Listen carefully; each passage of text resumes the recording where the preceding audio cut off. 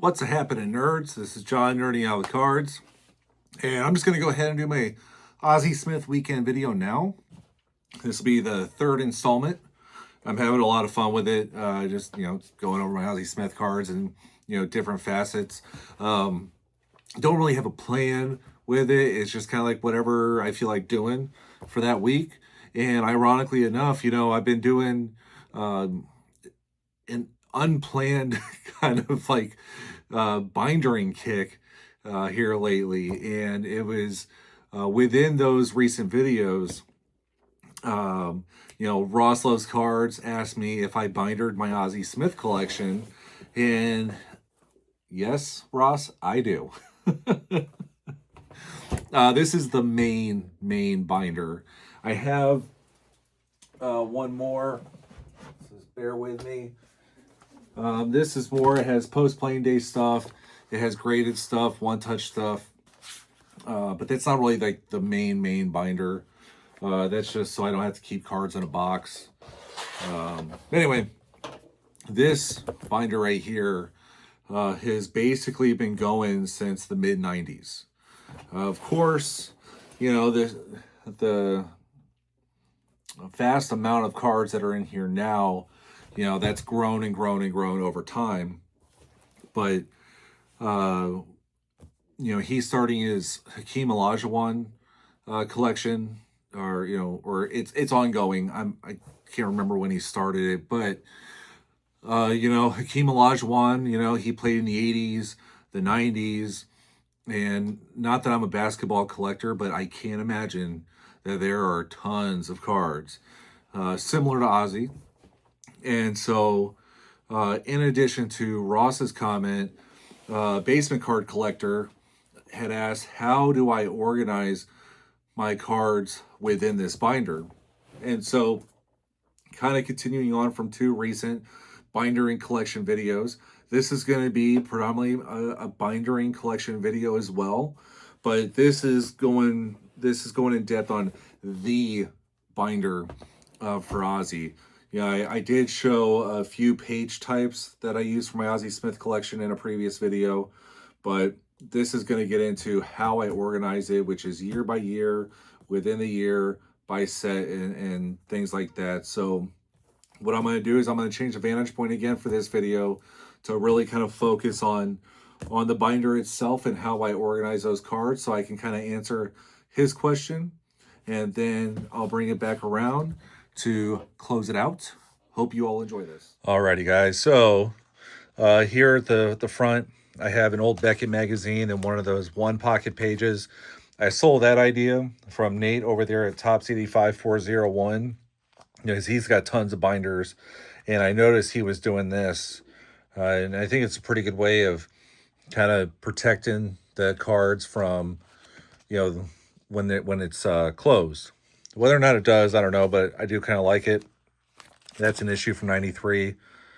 For the Astros fans, like Brent Richards, got Jeff Bagwell on the back. So here at the outset, what I do is I have the first section. It's his Padres cards, because we know those years he just didn't have a whole lot of cards, and having like pages with just like 2 cards just didn't make a whole lot of sense to me. So here, I got his Topps, Peachy, and Hostess. This my daughter made for me for Father's Day a couple years ago, and so I wanted it right here at the front. And I've had it like this for a long time. I used to have a 2 pocket page for the Family Fun Center's 78, 79 cards, and then I've since gotten those graded. So moving on. Oh, and what I do is I have these little tabs that I put onto the page itself. That way I'm not using more, not making it thicker with dividers. So then you can see I have his Padres cards here, start with 1980, going through, and, so we got Topps, right? And then 81, we got Donruss, Fleer, Topps. Now with the O-Pee-Chee cards, you notice here, if it's like a mirror image of the card, I'll put them next to each other rather than putting O-Pee-Chee before Topps because of the alphabetical order part of it. I'll just put them side by side. Continuing on with his Padres cards, you see here, and then same thing with 82. You got Donruss, you got Fleer, then you got Topps. And that's why I do it alphabetical order. Then, there's going to be the bigger cards, the regional stuff, the unlicensed stuff, and everything. And then that's when those go in the back, just because that's where they kind of fit. So here we have his 1980 and 1981 Family Fun Centers. I might do a video on the Family Fun Centers cards by themselves another weekend. Then we get into his 1982 Cardinals. And so we got the Topps, the O-Pee-Chee. This is a Kellogg's. First time Ozzie Smith appeared on a Kellogg's card. And while he is pictured with a Padres, it's a Cardinals card on the back. So that's why I put it there. Again, we have a larger card from 82. Put it in its own page. And then we get more, excuse me, normal, so to speak, with 83. So again, Donruss, Fleer, Topps, and then O-Pee-Chee. It's the mirror cards are next to each other. Topps, O-Pee-Chee, Topps, O-Pee-Chee. Topps, O-Pee-Chee, same thing. And then we start to get into like the food issue stuff and what have you. So then they go behind your major releases. Same thing here. Another team card, 84, same thing. Donruss, Fleer, all that good stuff, right? And then we get into the, the food issue, regional releases and things. These are not in any sort of alphabetical order. It's just where I happen to put them in. And I'm just going to quickly flip through these, so you can kind of see year by year how this works out. I need to get a new Topps card here because the one I had is autographed now. Again, getting into the food issue, regional. We get into larger cards here. We have more than just the team card, but we have these discs that I put them in the same slot because it just works out. Larger cards, some regional stuff. And then you just kind of see how this, flows, right? And this is a special Ozzie Smith set that came out. This right here is one of the things I did a few years ago. And you see this is a placeholder for a card that I'm missing. And I did that because whenever I pick up new cards, one of the things I did was I had all the cards in the pages. And every time I get a new card, it's like, oh, now I got to re-rack them all. And I really got tired of doing that. And at the same time, it's like I didn't have a whole stock of pages. So what I would, every time it seemed like I would get a new card, I had to buy more pages. I had to take cards out, put it in its slot, put the rest of the cards back in. And so when I created my checklist, I went through and found like all the missing cards I had, created a placeholder, bought a ton of pages, and, was like, I know that this binder will not get any thicker because it takes into account these missing cards. Same thing. And, picture here. But it's kind of the same deal all the way through, flipping through here. So what I'm going to do is I'm going to go ahead and just skip some years so you're not seeing the same thing over and over and over and over again, right? So we're going to blow by 91. Let's get into 92, right? So you get your Bowman. That's the first year Bowman came in. Classic, Donruss. And so you can see it's in alphabetical order. Leaf, O-Pee-Chee, Pinnacle, Score, Topps Stadium Club, Topps. Again, alphabetical order, Fleer Ultra. And I, for this, it's like Ultra. Instead of being Fleer Ultra, I do Ultra. It's just kind of how I did it. Studio. Then we get into Upper Deck, right? And then we get into some more obscure stuff. You got these Panini stickers. Panini wasn't a huge brand that I remember back then. You got these Red Follies.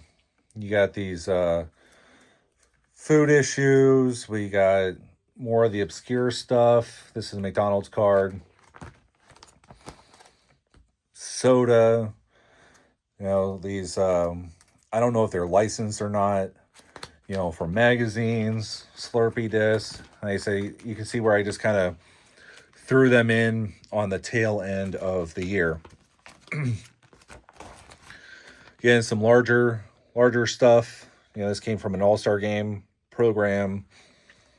These bookmarks, I remember with those when I was a kid. Again, some larger stuff. You know, these, this Newport foreign release. And this one's really cool. So these, it's a high five. And so I lucked out by getting the whole thing, because I got the Ozzie right here. And then the Ozzie right here. You know, like on trading card database and stuff, they're considered two separate cards. And I was able to get a 2-in-1. This was quite difficult to find. And then you got this promo right here. It's got Ozzie there, so that's really cool. And I stick them in that 2-page because of this. And I didn't want to buy a 1-pocket page or something like that just for that one. It fits, so that's good for me. So 93 is pretty much the same way. Let's see, we got... Let's go ahead and go to 95. You know, again, we got Bowman, we got Collector's Choice, we got Donruss. And for me, it's just awesome seeing full pages in this binder. There were so many gaps for a long time. But you know, you can see how this goes. Missing card. Bummer. You know, you got this where you're starting to get into a lot of parallels. You know, you got the regular, you got the Dufex, regular, Dufex, artist proof. We got the regular, gold foil, platinum. You know, artist proof, regular, mirror gold, regular, artist proof, regular. Oh, man. And then Stadium Club, look at that. There's 6 cards with the same image, but they all got different stamps on them, right? This is a World Series, first day issue, Members Club. This is a virtual reality that they did because of the strike, if I remember right, in 94. Again, you're getting into parallels. Gotta love it. And this page is actually screwed up because that one has a gold parallel and I don't have a marker for that, but yeah, whatever. The die cuts. I might do a die cut video one day. Who knows? You know, Denny's. Love Denny's. But yeah, it's great stuff. This one right here. This was a hard one to find. And my preference was to have just the Ozzie. These are like Pogs or something, milk caps from a local grocery store. But really cool stuff. It came all together. It's just the one that popped up, and I'm not going to just pop the Ozzie Smith out. They've been in there since 95, for crying out loud. 96, this is the last year of my binder. You can see you got the circuit cards now, Collector's Choice, tons of Collector's Choice cards. And I'm only missing one big one. But yeah, you see, you know, again, more parallels, but it's by alphabetical order. You know, by year, then by alphabetical order, with the exception of the early Topps O-Pee-Chee cards because of the mirror images. Same thing with Leaf. And you see I got my placeholders here, so if I'm lucky enough to ever get these cards, they already got their designated spot to go. And of course, after your major releases, you know, we got the more obscure stuff. But you know, you got these ones right here, starting lineup. You got a stamp. These phone cards from when Ozzie retired. All-Star Game Program, Stadium Giveaway, Kansas City Life giveaway from that set, 96. Some more obscure stuff, like Team Issue. And then here at the back, I got another Beckett. Again, the idea is that it kind of helps protect the cards a little bit. Yes, it does make the binder a little bit thicker. This was from 1996. The last Beckett that Ozzie appeared on. It's got a really nice articles, about Ozzie, about Kirby Puckett, because they retired at the same time. So, but anyway, that's a hopefully not too long kind of rundown on the Ozzie Smith binder, how I have it set up. And I have thought about, do I split the binder in half so I don't have this massive 4-inch binder and I could just divide it up into a couple 2-inch binders? I think most people would do it that way, but I personally have just a satisfaction with all of the cards being in here. I don't know what it is. I just absolutely love it. I've been collecting these cards since 1992. Absolutely love it. So that's the binder. So hopefully it answers those two questions that I had gotten. And just because I'm here, this is that other binder I started up. This was a more recent one, because I did have these in a box. So you see I have, the rookie card, autograph rookie card, first Cardinals card, last playing days card, my 1985 page, Topps, Tiffany, O-Pee-Chee, autographed. These are just very, very special cards in my opinion. Like, I can't believe I own these ones, to be honest with you. The 93 refractor, the 93 Dufex card. This is the first Dufex set that came out, given out to dealers. There's only 1,000 copies of these, only 241 of those. Select 96 select set is very well known in the hobby. You got the red, you got the mirror red. Like, this one's mind-blowing that I own it, and I just think they kind of go together. That's why they're in here instead of in the other binder. And then we got post-playing day stuff for the most part, but this one my dad got me as for a Christmas present back in the 90s. This was given out at Padres games when he retired. After he retired, it was the year that he got inducted into the Hall of Fame. And then I've showed these two cards on my channel before. Brent Richards, Shane Shoebox Legends inspired purchases. They helped me pull the trigger because I had my eye on these, but they don't exactly fit what I normally collect for Ozzie, but too damn cool. Post stamp autograph card, Stadium Club, gold minted, doing his flip outside of Cooperstown. So I think that's enough going through my Ozzie Smith binders, and I'm going to turn this back around. Alrighty, nerds. So I hope you liked, going in depth on this Ozzie Smith collection binder. There's, almost 900 cards in here. And I absolutely love it. So, with that being said, you can see how I'm nerding out, and you nerd your own way.